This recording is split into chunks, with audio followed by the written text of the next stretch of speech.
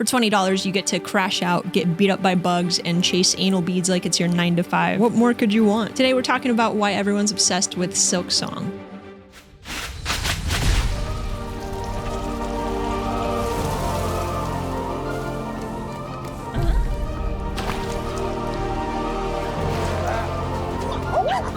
It's rare to find a game that grabs you by the butt cheek hairs quite like Hollow Knight. Given the fact that this is a long-awaited sequel to a beloved game, it really doesn't surprise me that Silksong is doing as well as it is, but what did surprise me is that it broke the digital storefronts. Literally bricked them, dude. They gave them legit digital aneurysms and contracted digital STDs. What is a man? What has he got?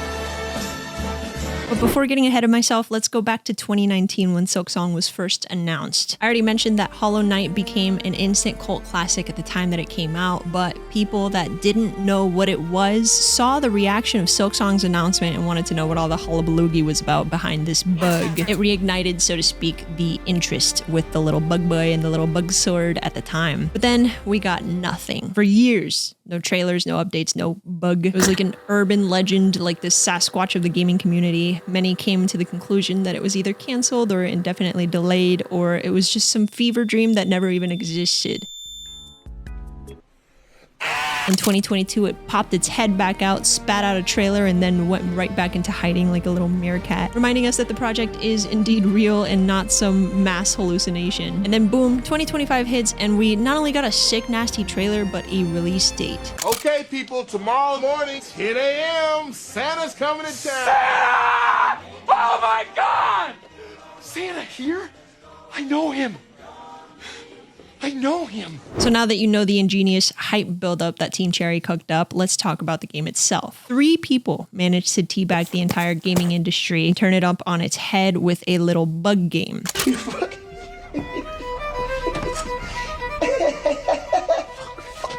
They made the most detailed Metroidvania Souls-like platformer to come out in years. If you're looking to unwind after a long day of work, relax in a cozy little game that'll make you shit rainbows of happiness and joy, keep looking. This is not the game for you. The cuteness of the environments, the little enemies, and the NPCs is the most deceptive shit I've ever seen in my life. It will have you sweaty tryharding so much that you will have to move back to your parents' basement after you're done beating the game. It's bad enough that the platforming, the enemies, and the runbacks are just completely unforgiving, but on top of that, the devs are masters of rage baiting. They know how to troll, and I'll give you some examples. I'll only say them, I won't put them up on screen so that you don't get this moment of rage spoiled for you. After going 20 plus minutes without a checkpoint bench in Silksong, finally found one. Went to sit on it and it was a trap. My ass died.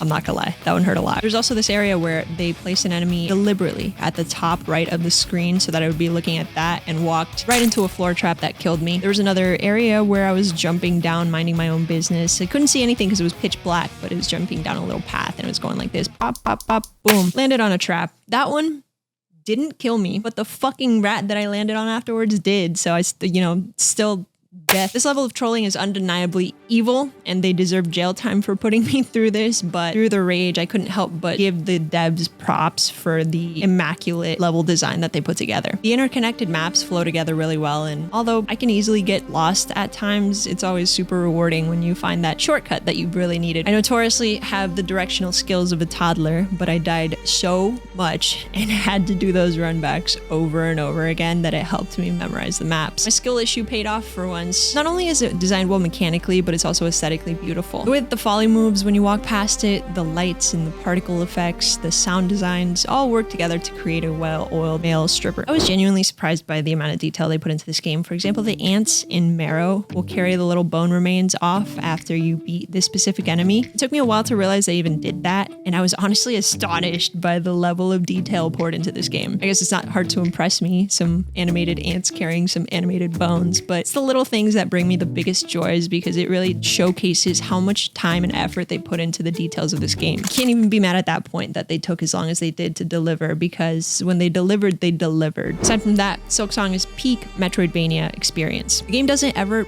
drag ass because it gives you satisfying rewards throughout, ranging from either checkpoints or maps or new abilities and items stashed throughout the hidden areas all over the map. This was a discussion on Reddit. It says, I think that the rewards for exploring are lackluster a lot of times. You beat a group of enemies enemies that respawn until you beat them, or you reach a hidden room and the reward is a few beads, which you can farm easily. I do see their points, but I can't fully agree because from what I noticed, the harder it is to get to the reward, the better the reward. For example, if the platforming is really brutal to the point where you're like ripping hairs out to get to a certain hidden area, the item is usually worth the trouble. But they do sprinkle in a lot of those one-off caves, side paths that only give you some beads or some shards, which, like mentioned, are easier to get by farming some bug bussy. NPCs are also super memorable. They make little noises and talk their little made-up babble and give you some side quests and some items to buy.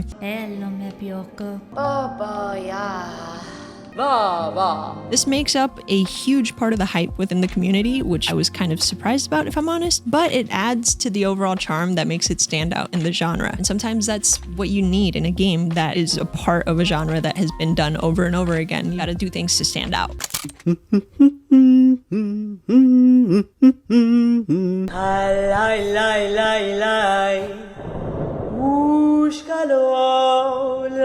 reoccurring theme throughout the game is that everything is earned and not given. Oh, you thought the difficult part was the 20 minutes it took you to platform here? Think again. Boom, tough enemy. On your last life and you haven't seen a bench in ages, boom, boss fight. Being thorough, exploring, and getting as many items, benches, etc. is the name of the game. Unless you're god tier and you can beat this without any extra help, then I'm sorry for even breathing the same air as you. It all boils down to Silksong being the perfect sequel, changing the gameplay ever so slightly from the previous to present you with new challenges and creating yet another memorable adventure. If you want to help me grow big and strong, you can like the video or share it with innocent bystanders. You can also rewatch it 17 times like I do to get me more views. Or no, I appreciate the one watch. Thank you so much for watching this. I hope you enjoyed the video and I'll see you in the next one. Bye.